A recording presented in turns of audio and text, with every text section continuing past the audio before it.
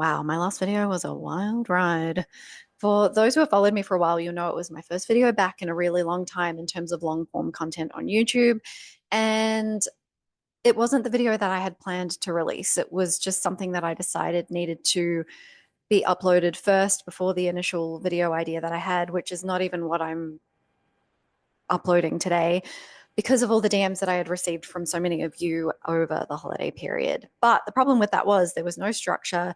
I shit you not, I spoke for about an hour and 10 minutes and I whittled it down to 30 minutes. So there were a lot of things in there where I was speaking very broadly in terms of what you saw in the end product that I didn't elaborate very much on, that I would like to elaborate a little bit on in this video, but keeping it to one main topic and elaborating with a few other videos going forward. I think I'm going to continue holding the microphone like this before I jump into the rest of the video. Hey legends, I'm Cerise. I'm your self-agency and manifestation mentor, and I help you decipher the nuances of conscious manifestation, which is often either overcomplicated or oversimplified, and a lot of it is just content for content's sake to suck you into watching a video, let's be honest. And if you get anything positive out of this video, don't forget to please like, share, comment, and or subscribe.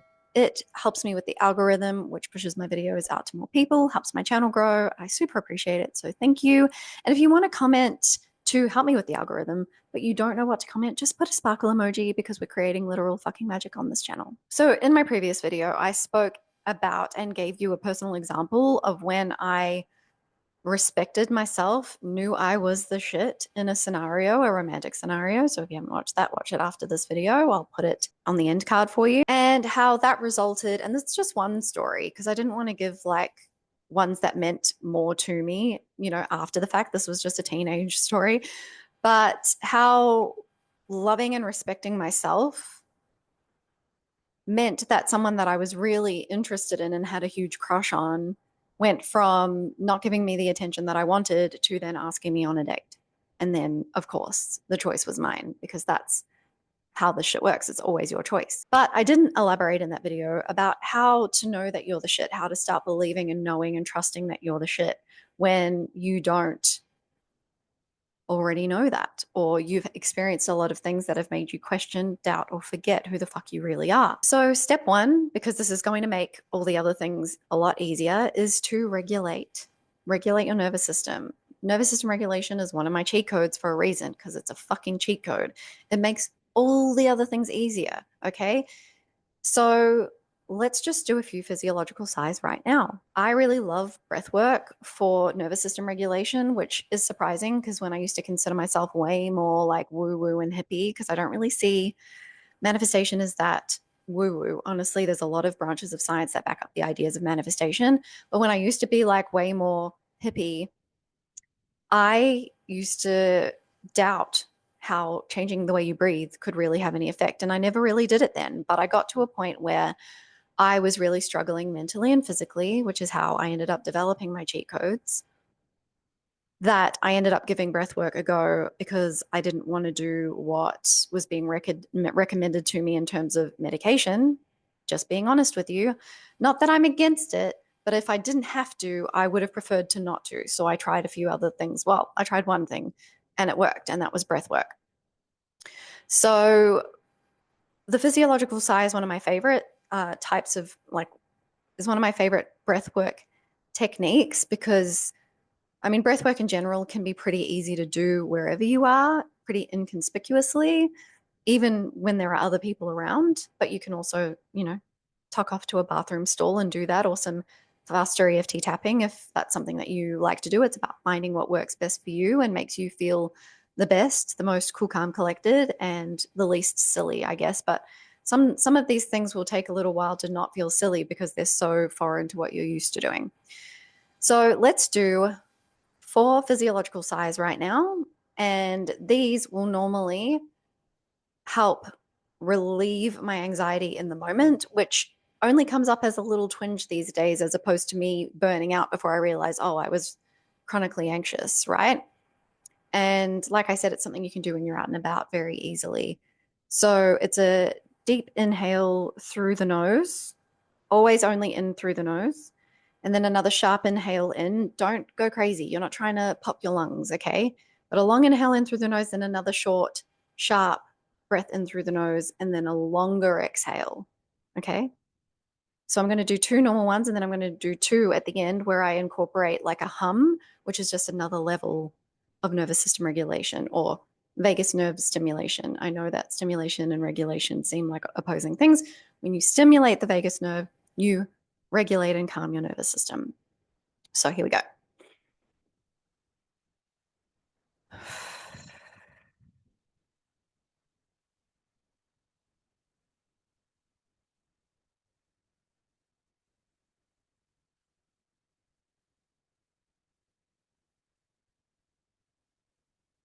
Oh, with the hum. I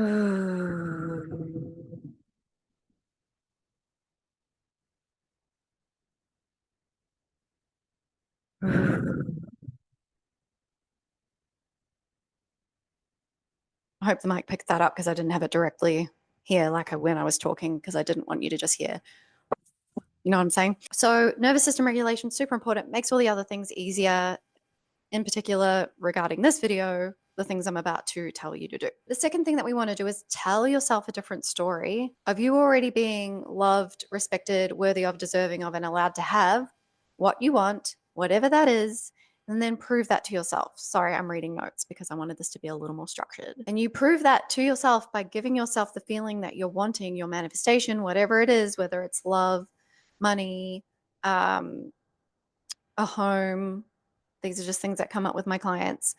Whatever it might be, give yourself the feelings that you're wanting those things to give you now. So when it comes to people related manifestations, there are probably already people in your life that show you love, respect, care, prioritization, and commitment, but you are too busy putting your awareness on the one person that isn't, that you want to see that from.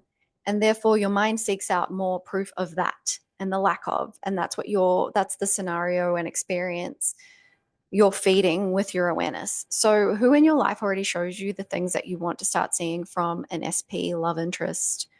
And focus on giving more of your awareness to those things, to those people, and the things that they are making you feel in a positive way that you want to feel from an SP. And I know that some of you might be thinking romantic love or platonic love is different to romantic love, but it's all love.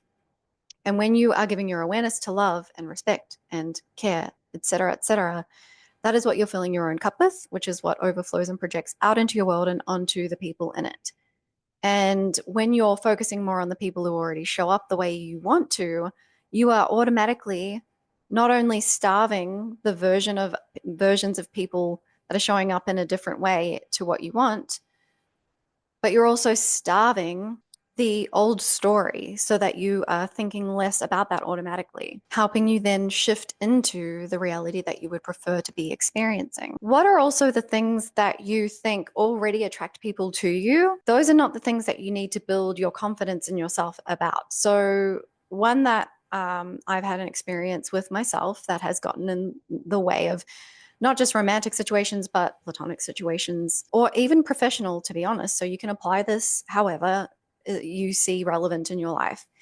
And some people might roll their eyes at this, and some people might make silly comments, and that's fine because I don't really give a shit.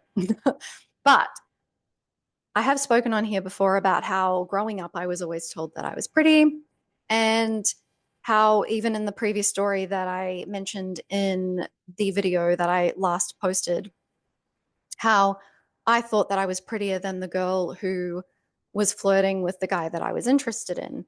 And I mentioned later in the video that that was all well and good for me to go, like, I know I'm prettier than her, for him to come back in. But the experience with him then was not really what I wanted. That could have been for a lot of reasons, but one of those could definitely have been, or definitely was, when I look back at the other things that I've done in relationships that haven't really worked out, was I didn't think I really offered more than my looks, or I thought that that was the most important thing to the person that I was interested in. And I worried that once they got past the surface level shit, that I might not have any depth, that might not be cool enough, funny enough, intelligent enough, that I might not have anything else to offer. And that was all subconsciously going on, right? And I see this a lot, and I'm going to make a whole other video on like this pretty girl syndrome shit. So definitely let me know I mean, well, I'm going to do it anyway, but let me know in the comments or by liking the video if that's something that you would like to see a video on. So I would very easily be able to attract people in because I felt very confident in the fact that I was pretty because I had been told that I was pretty my whole life, which became to my detriment in other ways as well. When my skin was really bad, if you go back to my earlier videos, more so on social media as opposed to YouTube, when my skin got really bad, which was one of the ways in which I was suffering physically from the obsessive affirming and persisting way of doing, you know, the conscious manifestation thing, even though I do still teach law of assumption here, I really struggled because I didn't feel pretty anymore. And if I didn't feel pretty anymore, what else did I have? Because I hadn't really built myself up in any other way. And it's not that, you know, my parents or the people that I grew up around didn't say nice things about me outside of my looks, but that was something that I subconsciously processed as something that was really important. And I built it up in my mind to the point where the other things that I had to offer weren't as much of what makes me who I am as that. And that's so silly when I say it out loud, but that's definitely kind of where I got to. So what is it for you? I want to say that, you know, if you don't think you're intelligent enough, everyone, firstly, let's go into the physical shit. Everyone has physical attributes that other people admire. Okay? Everyone. And that's something I had to teach myself when I used to have body image issues to do with my weight. I used to be someone who really wanted to compliment everyone because I never wanted anyone to feel the way I felt when I felt shitty about myself because of my body, which I've grown to love. And that has been a lot of work up here. But I discounted myself from everyone when I said everyone has attributes that other people admire, when I would try to like hype up other people. Everyone has attributes, physical and otherwise, that other people admire, including physical. But then when we want to go a little bit deeper, if you don't think that you're intelligent enough, everyone is intelligent in some kind of way. There are different types of intelligence, right? There's book smarts, there's street smarts, there's emotional intelligence. So you are inherently intelligent in some way. Some people have a vast knowledge on one or very few topics, and then some people tend to just pick up random bits of like fascinating information about a lot of different things. So what is it that you think that you're lacking in? That is the thing that I need you to build yourself up more about in terms of your self-concept affirmations. You already know you're pretty and or intelligent and or whatever else, funny, right? Build up the other categories that you inherently have. You just haven't been focusing on or putting your awareness on where you fall into those categories, if that makes sense. Before I get into the third thing for you to do to really know and believe that you're the shit, the Cheat Code Academy is launching in February. The no obligation to join waitlist is linked down below. Only those on the waitlist are going to receive a 50% off code when the membership launches. And that's not just for the first month, that is for every month you choose to remain a member. You can obviously cancel at any time. But I'm super excited for this. The waitlist covers everything that the membership will entail. I've really packed a shitload in there, definitely more than what I've seen other manifestation coaches offering, and for definitely a more accessible price. Keep in mind, the price will be in AUD, so you will need to work out what the currency will be for wherever you are. So I can't wait to see you there. The waitlist again is linked below. And thirdly, I want you to give yourself the experiences that you are wanting other people to give you, or that you're wanting to have with other people. So again, what are experiences that you're wanting others to give you as well? Like a lot of you might be building a business or manifesting money. What's the purpose for that? For me, I just want the flexibility, the time freedom. The money is like a bonus. And a lot of people think that they just want to have a lot of money because that's going to give them the freedom. But there are ways in which you can create those freedoms in your life already. Some of you might be able to move from full-time work to part-time work. Some of you may be able to find free things to do that are kind of in line with the experiences that you would pay to also do when you have a successful business or a certain amount of money. You might also want money for a dream home, for example. So what are the things that you would do in your dream home that you can do in your existing home that makes it feel a little bit more close to the idea of what your dream home would feel and look like? Are you waiting to connect with a new love or an existing love, an SP, a specific person you have previous romantic experience with, before you do things like go on holidays. Go on holidays with friends instead. Enjoy the same things that you would with that person. So you're feeding those experiences so they continue to project out and amplify in your experience more and more, which will mean that eventually SP is going to be the person that you get to share those similar experiences with. But when you wait for SP to show up, you are essentially projecting out that they're not already here, and you don't get to experience those things for even longer. And I have been guilty of this in the past. Go with friends, go with family to do those things, whether it's a holiday or other activities that you have in mind as the kind of thing that you would do with your specific romantic person slash interest. Or go by yourself. You're going to meet people when you go by yourself. And I know it can be scary. I know. But I've heard some amazing stories about people who decided to go and travel by themselves, even if it wasn't like around all of Europe or around the world, just to like one place nearby that was affordable, just to go and do something and get out of the city they're in and have some new experiences in general, where they have made lifelong friends, that has been the catalyst that meant that SP contacted them, etc. I'm not saying do it for that reason, because then it's going to backfire.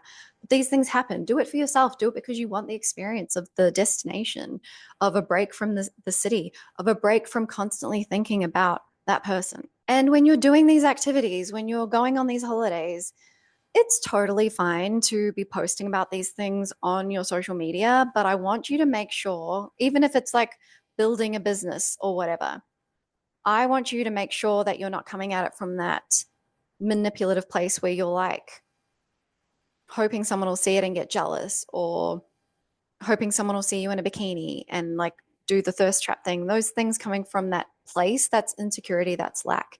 Can you manifest from that place? Yes, but it won't be sustainable. So you might get a text message saying like, oh la la, but is that what you really want? Or do you want the happy, healthy, long-term committed relationship? If you're building your business, post about it, sure, if you want to, but check in with yourself. If I don't get more sales because I'm doing a sale, because I'm doing the sale from a place of lack and hoping that people will buy it if it's cheaper or whatever, then don't do it. But if you're doing it from a place of generosity, fine. If you're posting about your business, but you're doing it from a place of fear that people are going to judge you, then make sure you're regulating yourself before you post. So always be checking in on yourself. Why am I wanting to take this action? Right? Is it really inspired action, or is it forced action in the guise of inspired action? Or, do I feel completely detached from this? I'm just doing it because I'm doing something really cool right now, and people should know about this really cool thing that they can do if they want to as well, or didn't know about it, find out about this really cool thing. What is your motivation? Now, after all of that, I do want to say you don't need to believe that you are the shit to manifest what you want. But as I said earlier, I was able to manifest someone back in the example that I shared. But because I didn't do these other things, it didn't end up being the way I actually wanted it to be.